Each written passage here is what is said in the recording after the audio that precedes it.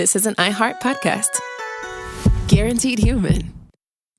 Introducing the all-new Mazda CX-5, featuring more connection. Hey Google, where's the nearest Pilates class? Safety that has your back. More discovery on the scenic routes. More passion in the details. And more control in changing weather. The all-new Mazda CX-5. More to move every side of you.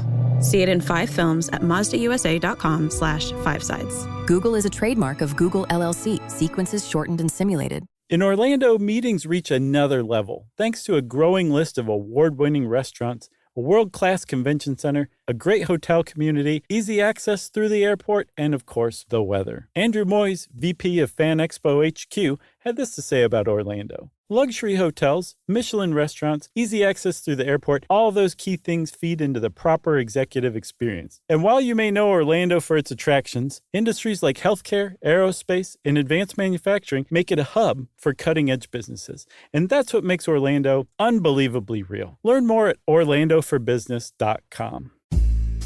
Hey everybody, it's Josh and Chuck, your friends, and we are here to tell you about our upcoming book that's coming out this fall, the first ever Stuff You Should Know book, Chuck. That's right. What's the cool, super cool title we came up with?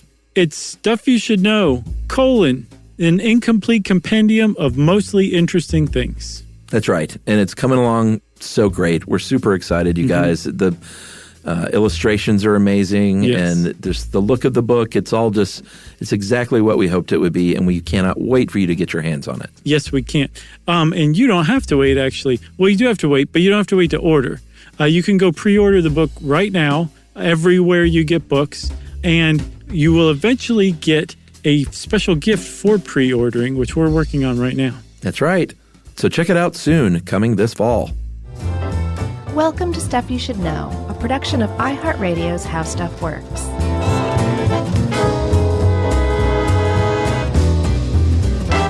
Hey, and welcome to the podcast. I'm Josh Clark, and there's Charles W. Chuck Bryan over there, and it's just the two of us. We can make it if we try. Just the two of us, Chuck and I. That's right. And we are Stuff You Should Know, the Heroin edition. Yeah, I haven't covered Heroin yet. No, we haven't. We have not. And Ed helped us out with this, and I love how he just put it straight up. Heroin is a demon. I'm like, geez, way to be objective. You know what occurred to me? Because I like to think of things through the lens of movies a lot of times. Pot movies, rarely, if ever, any good. What? Have you ever seen Dazed and Confused, my friend? I don't consider, we talked about this on Movie Crush, Noel and I don't consider that a weed movie, although it's featured heavily. I would call it one of the main characters. I don't call it a weed movie. I consider weed movies like Cheech and Chong movies. What about Half-Baked? Half-Baked, How High, like movies where it's literally just about marijuana. Like Dazed and Confused is about a bunch of friends in the 70s on the last day of school. Fair enough. You won me over. Other people, though, said, no, you're wrong. Dazed and Confused is a weed movie. But let's say that is a weed movie. That's one good one. Okay. Like Cheech and Chong movies are okay, but they're really not that good. No, they're really not. Cocaine movies, are there cocaine movies? Yeah, there's like Blow was a cocaine movie. And yeah, but that's usually about dealing. Yeah, for sure. Blow is about as cocaine a movie as they get. I can't think of one that's just straight up like following some cocaine users. Yeah, like that, because it's probably like no one wants to see that. Right. But heroin movies are great. Well, I mean, you got what? Train Spotting? Oh, Panic in Needle Park, Train Spotting. Tootsie. Tootsie. And even if it's not about heroin, stuff like Pulp Fiction, like I think heroin has been romanticized in film far more effectively and more often than any other drug. Right. Which is pretty messed up because if there is a drug out there where Nancy Reagan actually was right for once in her life and wasn't just lying through her teeth, yeah, it is definitely heroin. Yeah. It is a genuinely bad drug and basically the last thing that should be romanticized. But you're right. I think they've made some pretty good movies about it, and I think people are like, wow, those jazz cats are really into that skag, man. And I don't know. I mean, I can't imagine that there aren't people out there who haven't tried heroin because it was romanticized in the movies, I hate to say. Yeah, and I think because in the movies it's, it portrays it as it is, which is euphoric and relaxing. Mm-hmm. And every movie you see when someone does the heroin, what you see right afterward is a big wave of happiness wash over them. Right. And that's why you don't see movies about people snorting cocaine, is because it's just not fun to see someone snort cocaine and then talk incessantly like a jerk for the next 4 hours. Right. Depending on how much you got. I've never done heroin, but I do know that its chemical name is diamorphine. Yeah. And we can't talk about heroin without talking about morphine because it's kind of almost the same thing. Well, it's morphine's baby. Yeah. Basically, it's you can take morphine. Great band name. Run it through morphine's baby. Oh, totally. It is kind of, now that I think about it. Remember the band Morphine? They were really good. I love Morphine. Yeah, they were great. What kind of music would they be classified as? They're not quite grunge. They're not quite metal. No, Morphine was very chill. Okay, but they had like a real heavy guitar sound, right? Lots of feedback and distortion. No, I think you're thinking of a different band. Morphine had the saxophone as like one of the main instruments. Unless I'm thinking of a different Chicago. band. Yeah, you're thinking of Chicago. At any rate, no. Yes, morphine is the parent of heroin. You take morphine and run it through a few hoops with some acids, and all of a sudden you have heroin. And they apparently are so close together that the average user couldn't tell the difference between the two because your body basically takes heroin and turns it into morphine. The biggest differences are the how long the high lasts. It's much shorter with heroin, but I think it sets on faster. And then the addictiveness. Heroin is even more addictive than morphine, and morphine is awfully addictive itself. But heroin is apparently just in a whole different league as far as addictiveness goes. Yeah, that's what I've heard, and that's certainly how they portray it in movies as well, to be fair. Right. Although there are movies that show, like Pulp Fiction is a good example of a functioning heroin addict, but usually that's not the case in a movie. No, it's true. And I mean, they usually do show how just kind of gross it gets for heroin addicts. It's rare. It's rare that it's not, that part isn't included. Like think about what was the name of that movie? It's Jared Leto and Jennifer Connelly. Good Lord. Requiem for a Dream. Yeah, that was harrowing. I always say I got pink eye from watching that movie. It was that dirty, dude. Oh, man. That's a perfect way to say it. I mean, there's who can forget the one image of the when he injected into that festering sore. Yeah, that abscess of I think I came across something that I think is what it was. It's called wound botulism. And that's a side effect, a risk of heroin. Which, I mean, if you think heroin's glamorous, just look up wound botulism or gangrene or an abscess from an injection site. And you might change your mind. Also, as a matter of fact, if you're thinking about doing heroin, look that up. Requiem for a Dream is also a good example of why they don't make movies about cocaine and speed, because probably the most unsettling aspect of that movie is the subplot with or the plot line with Ellen Burstyn. With Ellen Burstyn, man, that was hard to watch. It was very hard to watch. Although some parts of it were pretty funny, like when the TV's just straight up talking to her. Yeah, it was hysterical. That movie was nuts. Okay, so back to heroin. There's apparently there is a very pure form of heroin, which makes sense. I mean, any kind of processed drug like cocaine or something like that, sure. There's going to be a purest form of it. But far and away, the vast majority of people who use that drug are never going to encounter that purest form. It gets cut, and there's impurities that are introduced to make it less pure so you can sell more. And so the heroin goes from like this off-white kind of slightly grayish color to everything from like orange and brown to black. Like black tar heroin, like one of the most famous heroin varieties ever, from what I've heard, is comes from Mexico, and it's just really bottom of the barrel stuff. Like imagine that the purest form is a almost white powder, and you're shooting black tar. That kind of gives you an idea of how far from purity black tar heroin is. Yeah, I saw that black tar heroin is usually cut with either burned cornstarch or lactose. Great. There's cheese heroin too, which is supposedly pretty rough as well as far as impurities go. But it also just sounds gross, like cheese heroin. Yeah, why take a word that's great like cheese and screw it up. Attach it to heroin? That's right. The other ways it can be sold, which I didn't know, it can be sold as a salt, which you know how in movies, if they're injecting it, they always cook it up in the spoon. And I think partially why movies glamorize it is because just cinematically to shoot, to film someone cooking something in the spoon and the whole process is just, it's interesting looking. It looks good on screen. It looks so glamorous. It does in a weird way.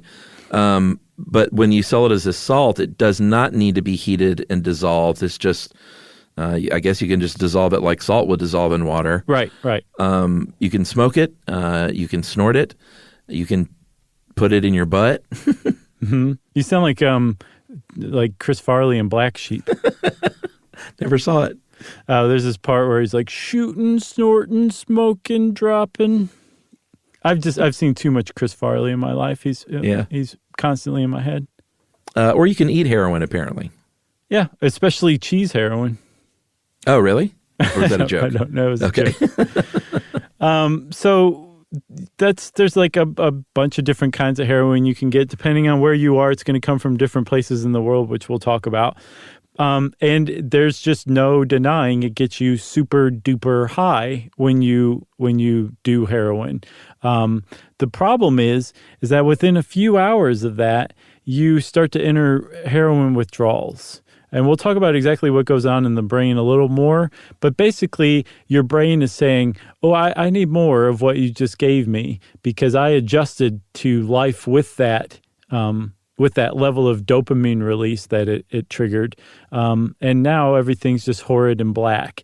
And again, this can start in just a few hours, depending on how many times you've shot heroin, how much of a dependence you've developed, how much tolerance you've developed.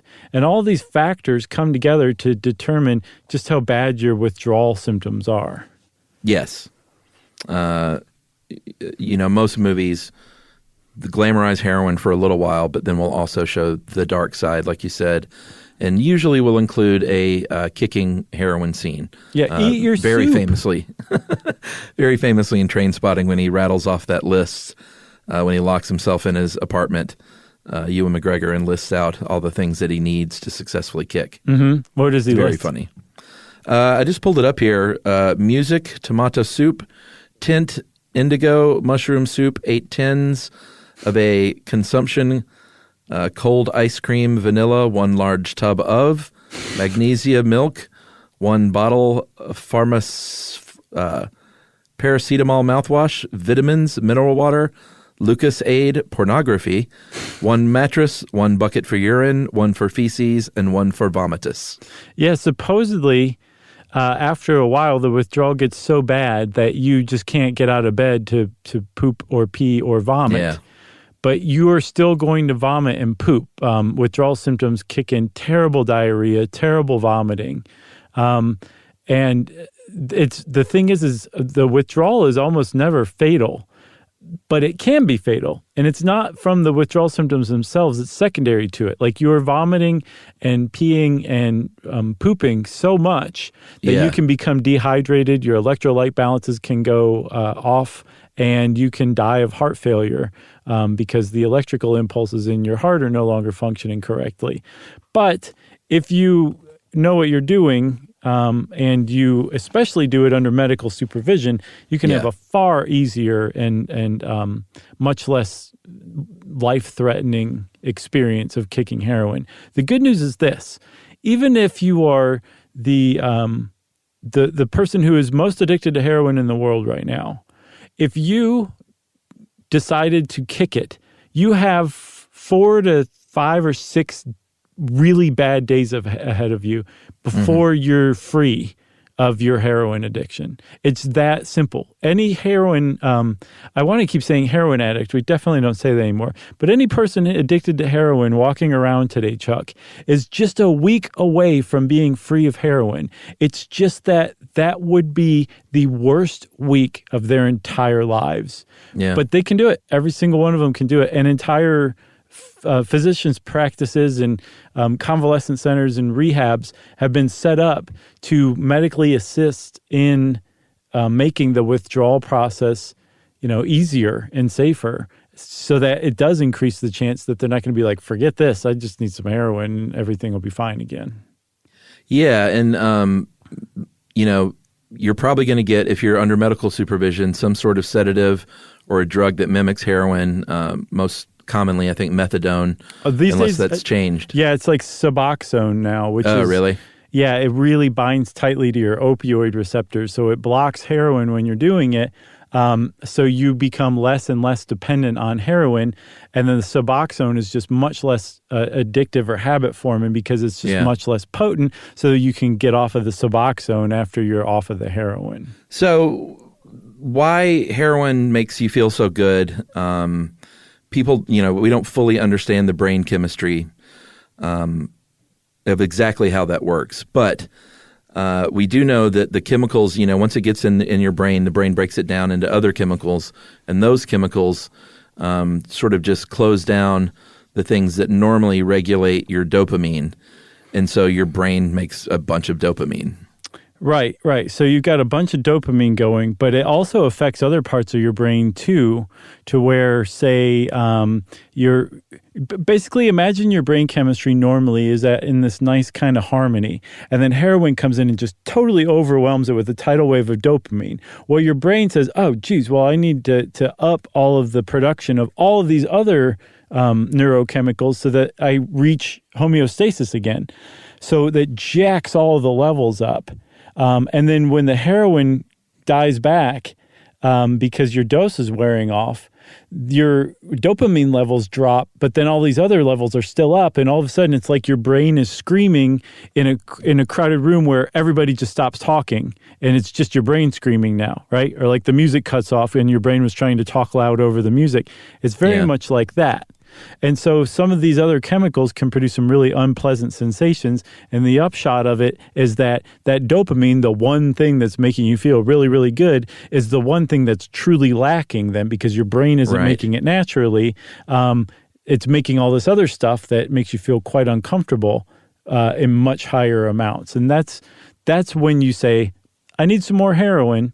And the other thing is this: as your brain starts making more and more and more of these other neurochemicals, you need more and more and more heroin to release increasingly larger amounts of dopamine just to get to normal. That's what they mean when they say, just to get to normal, I have to do this much heroin. And then I have to do even more to get high. And that is what's called tolerance. And the more tolerance you have, the worse your withdrawal symptoms are going to be, because that means when you stop with the heroin, the levels of everything else are really, really high, and the dopamine is way back down in the basement. And that's basically heroin in a nutshell.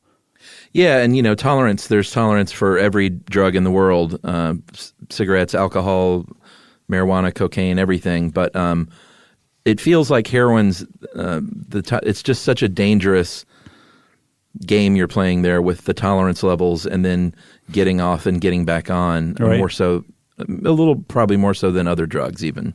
And then the other thing that makes it dangerous too is, again, withdrawal itself is very rarely fatal, especially when it's assisted medically. But heroin itself is extraordinarily dangerous too, because one of the big effects that it has on your body is lowered respiration. So you aren't taking very deep breaths any longer. You can actually die of like carbon monoxide poisoning because you're not exhaling enough carbon monoxide. Jeez. Or you're not getting in enough oxygen, and you basically just stop breathing, or you die of hypoxia because the heroin overwhelmed your ability to breathe, basically, when you've done too much, when you've done a fatal dose. Wow. Yeah. All right, let's take a break and we will talk about the super interesting history of heroin right after this.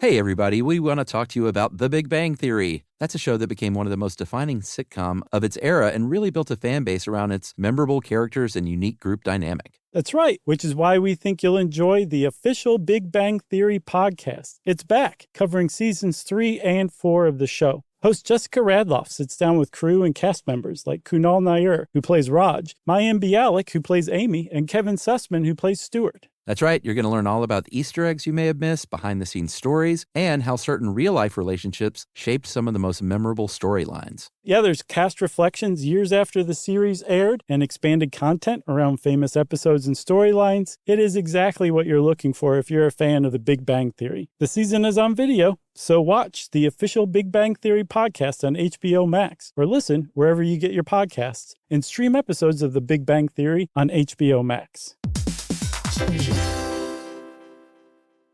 The springtime thaw is finally here. Flowers are blooming, days are longer. We're saying yes to more plans and finally getting outside, running, walking, just moving again. It's the perfect time to upgrade your everyday go-tos with Bombas. Take Bombas Sport Socks. They're super comfortable and designed with sport-specific tech for running, cycling, yoga, hiking, you name it. I use them to run in, and I can tell you they work beautifully. So head over to bombas.com and use code SYSK for 20% off your first purchase. That's BOMBAS.com, code SYSK at checkout.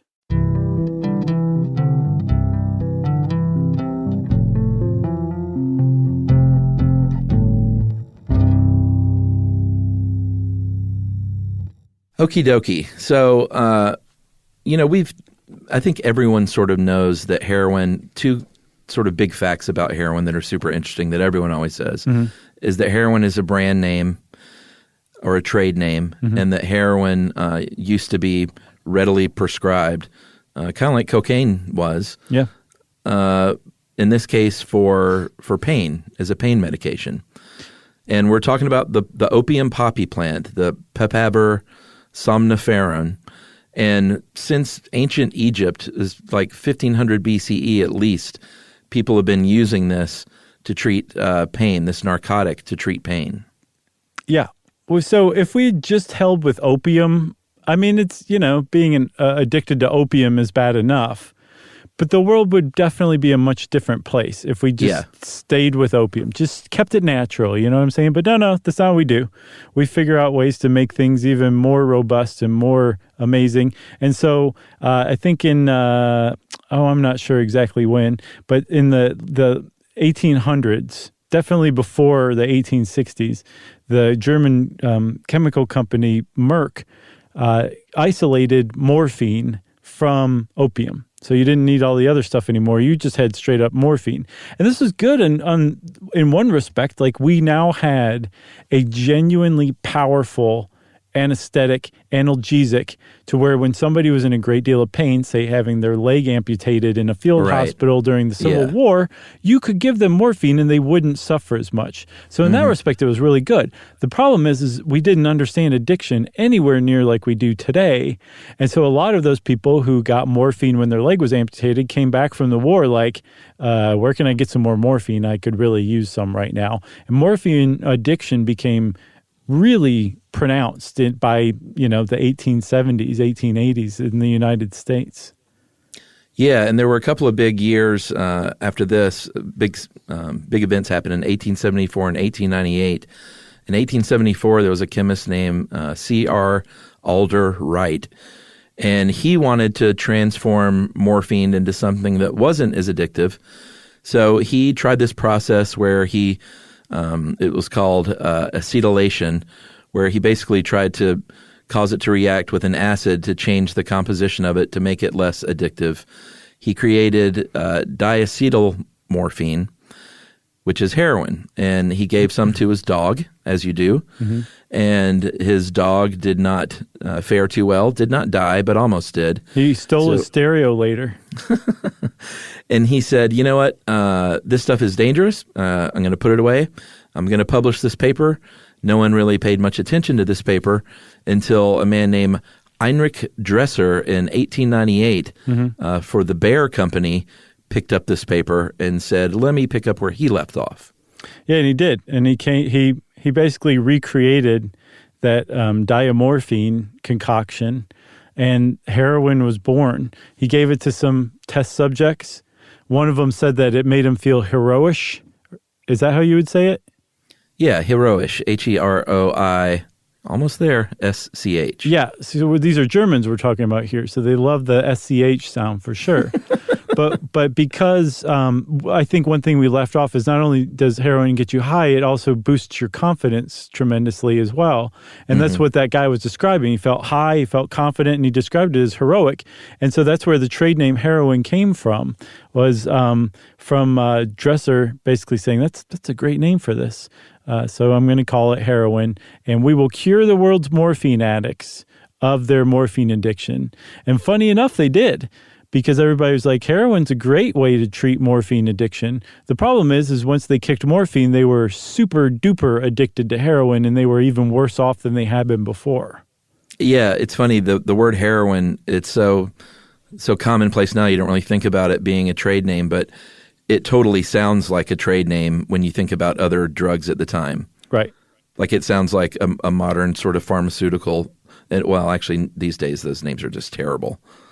Like Dr. Pinklewhite's feel-good oil was next to it on the shelf, you know? Yeah, but now like pharmaceutical drug names they all try and work in, well, I guess they did that with heroin because it makes you feel heroic, but they try and work in how great it makes you feel into the name itself. Like, well, I don't know if I should name check any, but no, don't. I can think of a few off the top of my head. Yeah, and like they all have to work the letter X in. If X isn't in there, it's not going to sell. That's like the mantra of the pharmaceutical industry. It's really manipulative when you think about it. Just a tad. They teach you how to pronounce it to your doctor. So they did these human trials of heroin, which were about 4 weeks long of getting heroin as a patient. If you had a cough or a sore throat, you felt pretty great, obviously. Can you imagine just going and getting like some heroin lozenges for a sore throat? Yeah. I wonder if those still exist anywhere. Probably not. I'm sure everybody took them. I bet you there's like, buried in some attic drawer somewhere, somebody's got some heroin lozenges from back then. So Bayer said the drug is safe. It's non-habit forming. We'll even put that on the label. And here's the downside is these analgesic effects last a few hours. So if you're sick and you've got a cough and a sore throat, you're going to be taking this stuff like 4 or 5 times a day for a couple of weeks because it makes you feel good every time you take it. A few hours later, it wears off. You take some more, and before you know it, you're addicted to heroin. Right. I mean, there's probably no drug in the world where you do it just once and you're automatically physically addicted or dependent on it, right? Do people claim that to be true? Oh yeah, they claim that about acid, for goodness sake. Yes, they say that about every single drug, which is the problem because if you are a brave soul and you say, well, it probably won't happen to me and I'll see what it's like, and then you try it and you find you're not addicted, you're like, oh, well, they were lying. I'll just go do some more. But if you say something like you're probably not going to get addicted the first time, but with a drug like heroin in particular, you're really playing with fire every time you do it because you come that much closer to being likely to be addicted to it. Right. I think it would make somebody maybe think twice before trying it even that first time, rather than just trying to scare them off like, no, you're going to be addicted immediately and you're going to kill your parents kind of thing, Yeah, totally. Totally. Don't lie to people. So the next decade kind of comes and goes. Heroin, it becomes more obvious that it was dangerous and that it was addictive. Bayer continued selling it until about 1913. But as early as 1906, there was something called the Council of Pharmacy and Chemistry of the American Medical Association, and there were warnings saying like, hey, heroin can get really addictive. In 1909, and this is a full 7 years before Bayer quit selling it, 1906. And then in 1909, the lawmakers met in Shanghai with some doctors for the International Opium Commission, which I'm sure was quite a party. Oh, it was a rager. And they said that, you know what, opium and all these drugs related to opium are really dangerous. They're prone to abuse, and it's up to all of you countries to regulate this via the International Opium Convention at The Hague in 1912. But it's up to you how you want to do this in your country. Yeah, it was opium and cocoa leaves and their derivatives and salts, I think is how they put it. And they basically said, there's some real problems coming from these, and we need to do something about it. Go figure out how to do it. And so the United States said, oh, we've got this covered. We're going to pass the Harrison Narcotics Tax Act, which is now these days just called the Harrison Act, and it basically established the war on drugs as we understand it today, way back in 1914. Do you remember our CIA dosing LSD, unsuspecting Americans with LSD episode? Boy, do I. One of the best. Do you remember George White, like the guy who was actually running like the experiments? Yeah. He was one of those early drug agents, narcotics agents, who was, beating up addicts because of the Harrison Act. It basically gave them the permission to.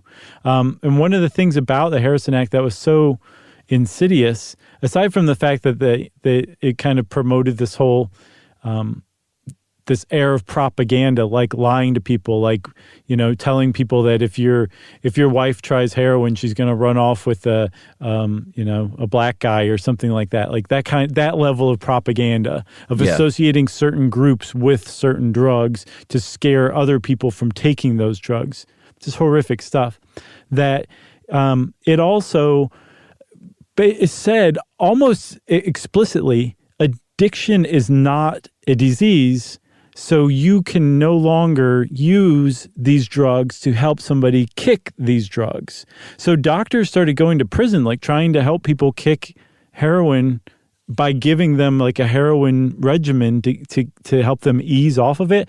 You would land in prison for that kind of thing, and doctors did get thrown in prison for it.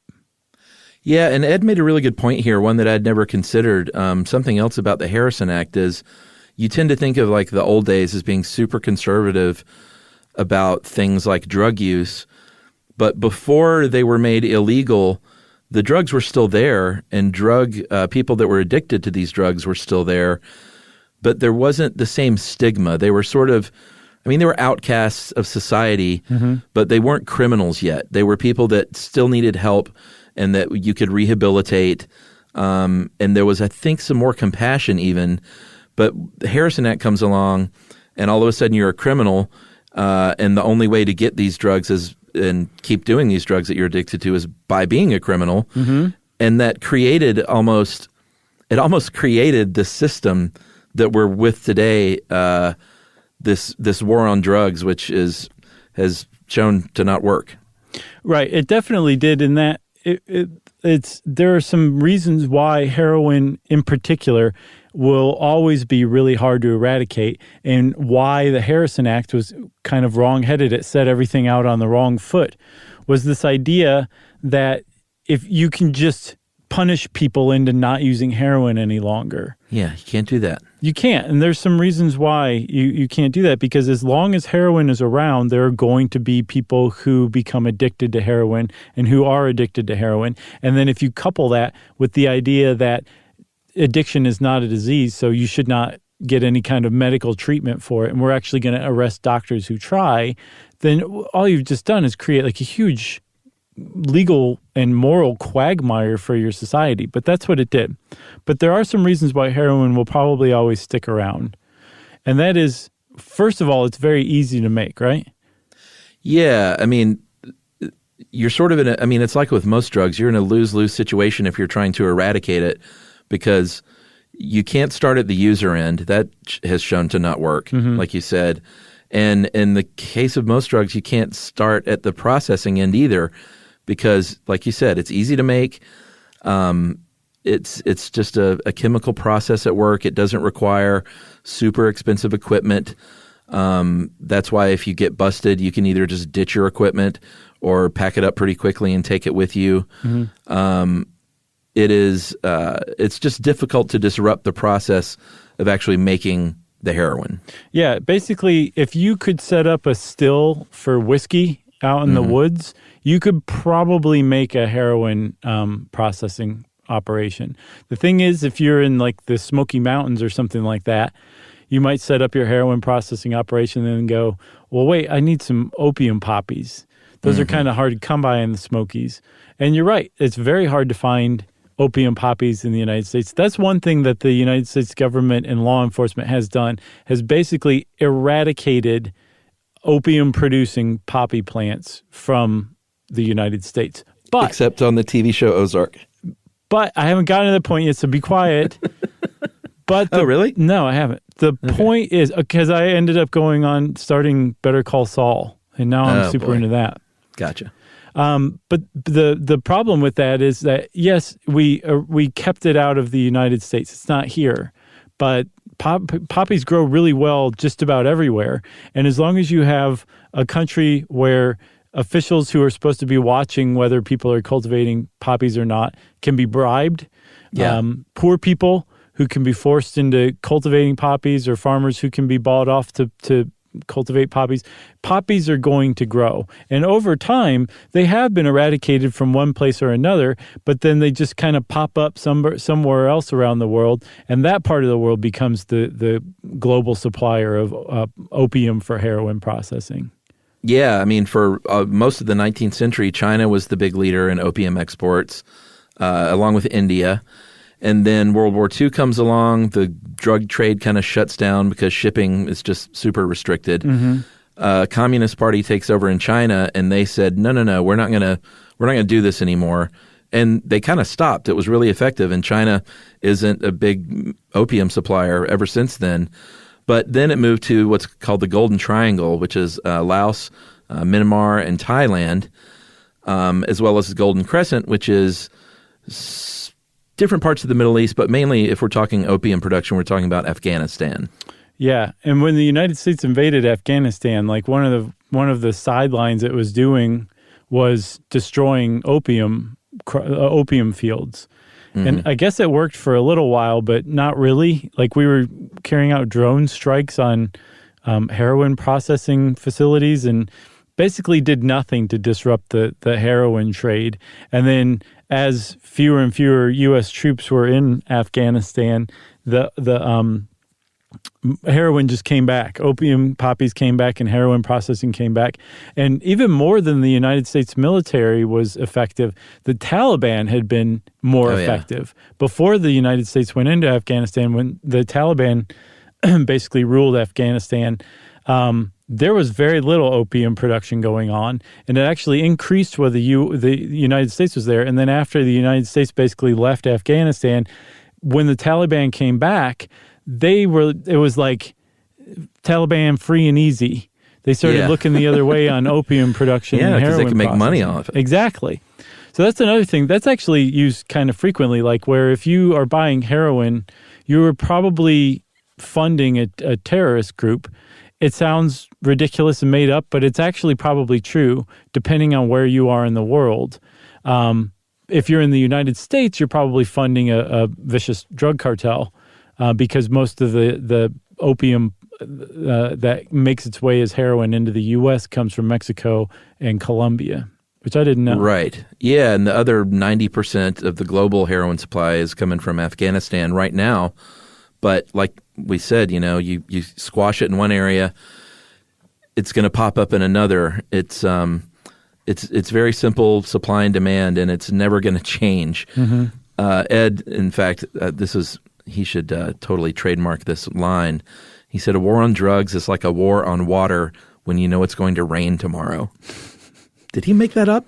I don't know. I've never heard it before, so let's say he great. did. Really crystallizes it. Yeah, it's a good writer for sure. Should we take our final break here? You bet, Chuck. All right. We'll be back with more heroin right after this.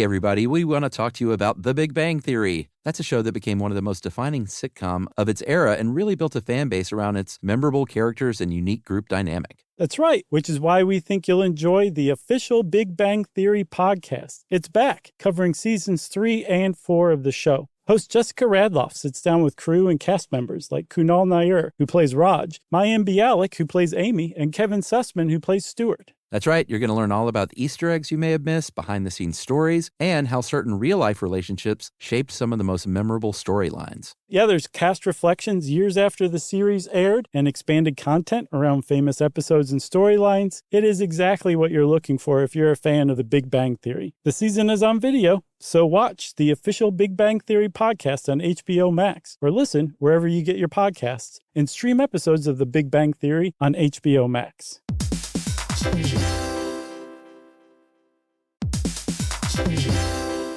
So you're considering getting a home security system, but you want something that fits your space. Well, with ADT Blue, it's easy to customize a system that's right for you and set it up yourself. Just pick the kit and monitoring plan that makes sense for your home. Yeah, well, let's say you're worried about package theft right off your front porch. The ADT Plus app can walk you through setting up a new doorbell camera kit. Once it's installed, ADT Pros can help you keep tabs on it 24/7, or you can manage it yourself from the ADT Plus app. That's right. There are no long-term contracts, so you can change your monitoring plan whenever you want. The flexibility doesn't end there either. You can add to your system as you need with things like extra cameras or motion sensors. Some life decisions are hard, but thanks to ADT Blue, you can get DIY trusted ADT home security in a snap. Head to ADT.com/BLU to build your system today. And to find out more about home protection, check out a new episode of Grown Up Stuff with security expert Joe Mazza, out now on the iHeartRadio app, Apple Podcasts, or wherever you get your podcasts.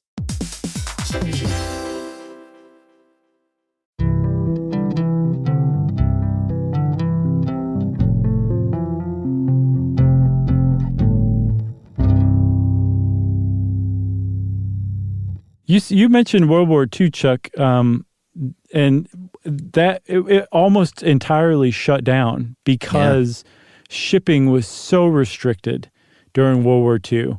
Everybody was watching every ship, not just the United States, watching stuff that was coming into the country. People were watching it going from one place to another. It might get torpedoed. It was just really tough to smuggle things during World War II. And I read that same thing's going on now because of the coronavirus pandemic. Interesting. Because of things like shelter-in-place orders or restricted travel, that it's way, way harder to smuggle or even just go score than it was before the pandemic. And as a result, they think a heroin drought is coming on or has already started. And so prices are going to rise. And probably more and more people who were addicted to heroin before the pandemic will come out of the pandemic not addicted to heroin anymore, but like they gave meth a try, and now they're really into that. Have you ever heard the old Kumail Nanjiani bit about the heroin plus Tylenol cold medicine? Yeah, but refresh my memory. It's been a while. Well, I can't remember. I think it has a name, like a designer drug or whatever, which was basically heroin and Tylenol cold medicine mixed. And he just has this, it was pretty early in his comedy career when he was just doing stand-up, but he just has a very funny bit about the fact that he, you're already doing heroin. Right. You're all, and his voice and everything is just so perfect. You're already doing heroin. Yeah. I love that guy. He's one of my favorite people on the planet. He's great. He's a big movie star now. He is. Good for him. I'm glad for him. He's a good dude. He did our one of our variety shows that time. He did. Killed it. Everybody killed it that night, if I remember correctly. Yeah, that was a really good show. That was a lot of fun. Josh Bierman and Nick Thune, maybe? Nick Thune performed. So did Hampton Yount, did some killer stand-up. That's right. Kumail Nanjiani. I mean, Bierman, and we had Nate DeMeo did a little Memory Palace live, too. Yep, and what was the UCB group? I want to say Rawhide, but it wasn't Rawhide. It wasn't Comanche. Oh, Convoy? Convoy. Did we have all of them on one stage? Yes, dude. One night. Boy, at that's Largo a good night. in LA. Yeah. That was a great show. That was a great show. They didn't even need us. We were barely there. We launched 1 million careers that night. All right. So we were talking about supply and demand. That is always going to be a problem with the war on drugs because, like you said, you can't arrest people into not wanting to do drugs. This just proven to not be a deterrent. When people want to do drugs, they're going to find them and they're going to do them. The supply is hard to eradicate because of all the things we mentioned. You can't wipe out if the demand is there, then they're going to find places where the government is bribable or weak enough to plant those poppy fields. Right. And as long as there are desperate people and poor people or people that are addicts, then there will be drug mules and people that are willing to smuggle the drugs or a cartel who will hold your family hostage to force you to smuggle those drugs. Can you imagine that being your reality today, like right now? No, man. Like you're running across like a desert right now with a bunch of heroin on you because your wife is being held hostage, your wife and kid. Like that's happening to you right this second. That happens to people sometimes. I know. Like it's so rare. And especially here, like in the United States, it's just like such a remote worry that there's no reason to lose any sleep over it for you. But don't forget about the person that that's actually happening to right now. And like what they must be thinking during that run across the desert. Like how stressed out are they? Like what's going through their head? I can't imagine what it would be like to actually be in that situation. Like when I imagine it as you do like experience a movie. It's remote. It's fictitious. It's fantasy. These are characters. But when I can just get my brain just right, a little bit of it floods in, and it's just overwhelming how nuts and horrific that experience would be. Yeah, and I think that's something that. I think if you have a problem with drug addiction, you're not considering a lot of things, but certainly one thing that's probably the last thing you're considering is how it got to you, how it got to your dealer, and the devastation that it has wreaked along the way, you know? Right, yeah. That's absolutely true, and I think that's an excellent point for people to remember. So Ed wrapped up this research with something I'd never really thought about marijuana being a gateway drug.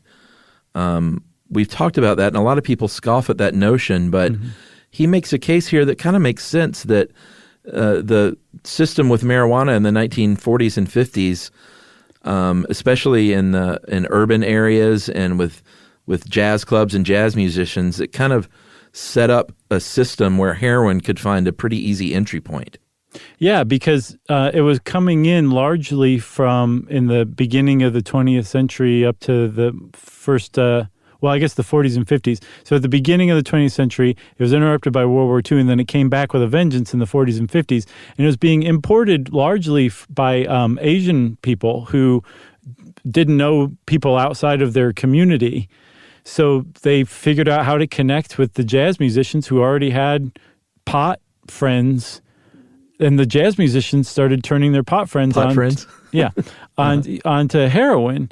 And part of the reason why heroin was able to kind of make such entree into American culture, especially through this route, was that all these people weren't drug naive. They'd used pot before. They'd smoked pot all the time. They knew for a fact that it wasn't addictive. It didn't turn you into a fiend like had been depicted hysterically in this government propaganda against pot. And so all of the warnings against heroin were probably just as full of hot air too. And it just turns out that they happened to be wrong this time. Yeah, and I mean, the jazz scene was rife with heroin abuse. Miles Davis and Charlie Parker and Ray Charles. Yeah, Ray Charles, totally. It's crazy. Not jazz, but yeah, he counts. I remember when Philip Seymour Hoffman, when he died of a fatal overdose. I know they tried to pin it on a jazz guy as his dealer. Oh, really? Yeah, super kind of throwback thing. But even still today, they're like, yeah, jazz people can't be trusted. They love heroin. Billie Holiday was fully addicted to heroin. It was all over the jazz community. Yeah, because again, so this is one of those things where you try it once, try it twice, and all of a sudden you're doing it a lot more, and you have to do more and more and more. And if it's all around you, and everybody seems to be having a good time despite puking their guts out first, you might give it a try. That's just super interesting. The idea that pot was connected as like this gateway for America to heroin, because they're just such worlds apart. Yeah, and alcohol. I mean, if you look at the history of jazz, heroin and cirrhosis are like two of the biggest factors in killing off jazz musicians. Yep, true that. Really interesting. One thing we didn't really touch on, well, two things. One, the epidemic of fentanyl-laced heroin, which apparently if you're buying that on purpose, it might be sold to you as Magic or Bud Ice. Oh, God. But fentanyl is about 25 to 50 times stronger than heroin, so the fatal dose is much, much, much lower. It takes way less to kill you. Right. But if you don't know that you're buying fentanyl-laced heroin, you're doing your regular dose of heroin, that fentanyl can very easily kill you, and that happens a lot. It's happening more and more. No idea who's doing it. They think it might be coming from China, but who knows what the deal is with that. But that's one big problem with heroin addiction is you might overdose. The likelihood of you overdosing with the introduction of fentanyl is way higher than it was before. I think the whole thing really started to pick up steam about 2013. And then the whole reason there's a heroin epidemic right now in the United States, Chuck, is because a few pharma companies got America and a large part of the world hooked on opioid painkillers like OxyContin. Yeah. And the government said, well, this is a real problem. We need to get everybody off of opioids. So Purdue Pharma, you need to make this OxyContin impossible to inject or snort or whatever. And they did. They made OxyContin so that when you crushed it, it turned into a gel that you couldn't do anything with. And nobody could get high off of OxyContin anymore. You couldn't find it. It was too expensive. It was just impossible to get. But heroin suddenly made a huge appearance. Yeah. And it was cheaper. It did the trick. You could find it just about everywhere. And now all of a sudden, combined with the 2008 recession and all of the despair that generated, there's a heroin epidemic in the United States that's still raging and going strong. And we have a lot of those pharmaceutical companies and the agencies that are supposed to regulate them more closely to blame for that. Yeah, I remember in college there was a 1 year, and it probably wasn't even a year, but like one season where heroin kind of came through town. And in my crowd, like not my close friends, none of them did it, but right. I knew a person through a person who I'd, known like very loosely socially that she OD'd and died from heroin during this like several month period. Wow. But I just remember it was being talked about a lot and it was just around and people were doing it.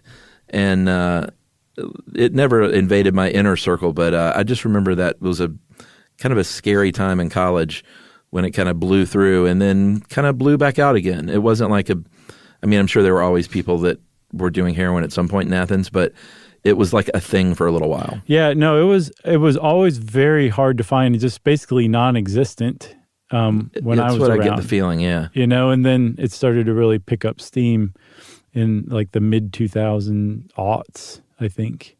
Yeah. It's weird. But yeah, heroin is a demon, Chuck. It is a demon. And this girl she was looking back probably 22 years old. What a waste, man. Yep. That's sad. Well, that's heroin, everybody. Don't do it. Don't do it. Just don't. Just go your whole life saying, never done heroin, and I'm all good. You're not missing out on that much. Okay? Okay. And since I said that, it's time for listener mail. This is we heard a lot about peanut butter. That has proven to be quite a popular and somewhat divisive podcast episode. Yeah. We did hear from most people that said, yeah, outside of America, a lot of people think peanut butter is weird. We did hear from a few people in England and elsewhere that were like, what are you talking about, Josh? I love peanut butter. Yeah, like 2 people. It felt fairly anecdotal. Mm-hmm. But this is about neither of those. So this is from Daniel Volts in Louisville. Okay. Did you say Danielson? Yeah. Hey guys, been listening for years to all the great podcasts. I recently listened to Peanut Butter and was greatly entertained as a lifelong peanut butter lover. Jif is my brand of choice. You even convinced me to try peanut butter mayo sandwich, which was okay. Definitely to put more mayo on there next time. Yes, you do. Mm-hmm. We heard from some peanut butter and mayonnaise people who tried it and were like, "Man, I didn't really like it, or I didn't get it." So, Right. maybe it's just me. While listening, I couldn't help but think of the colorblindness podcast you did, and how cool it was to hear something be explained to me, because frankly, nobody ever cared to do so. And as much as I love to learn, it never crossed my mind to learn about it. You may be wondering why a show about peanut butter triggered colorblindness. Turns out the rest of the world thinks peanut butter is brown. I cannot imagine opening a jar of delicious green peanut butter and seeing a nasty brown substance, resembling something I don't want to think about eating. Somehow I thought this for 18 years before anyone knew the true color of peanut butter was green, before anyone told him that. Right. I still get teased about thinking peanut butter is green, but to me it's as green gets. Reality really is just perception. It's amazing to me that the world can be seen so differently through every single person's eyes. Who knows how many different colors of peanut butter there are out there. Thanks for the show, guys. You keep my days interesting and entertaining.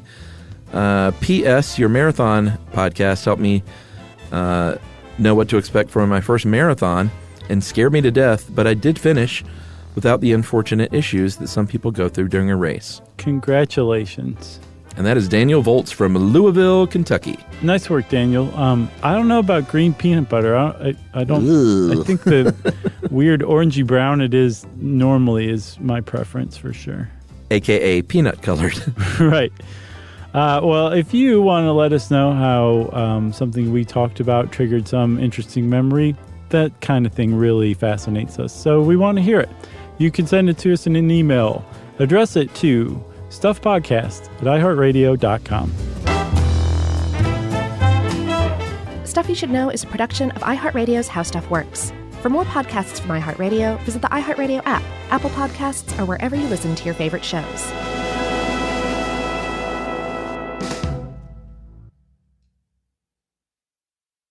Mom, can I have Lingo Kids? Dad, Lingo Kids, please! When did we become the Lingo Kids house? No idea. Last week it was dinosaurs. This week it's... Lingo Kids! Why Lingo Kids? Because it's the best thing ever. We can play games with astronauts, wild animals, and superheroes. With more than 4,000 interactive games, songs, and shows, Lingo Kids is the #1 entertainment platform for young kids. So, no dinosaurs? And dinosaurs! Lingo Kids! Everything kids love. Download it for free. You know, you could be adored by everyone and still completely ignored by your cat. Trust me, I know. But if you feed your cat Sheba, you can go from being ignored to truly adored in 12 days guaranteed or your money back. Sheba has a full menu of products, appetizers, entrees, treats, even a kitten's menu. It's so cute, so Sheba has a product for even the pickiest eater. Like Sheba Puree, it's made with bone broth, they're chef-inspired flavors, it's got a smooth and creamy texture that cats love, and contains no corn, wheat, soy, or artificial flavors. It's food that your cat's gonna love. To learn more, check out Sheba.com. That's SHEBA.com. This is an iHeart podcast. Guaranteed human.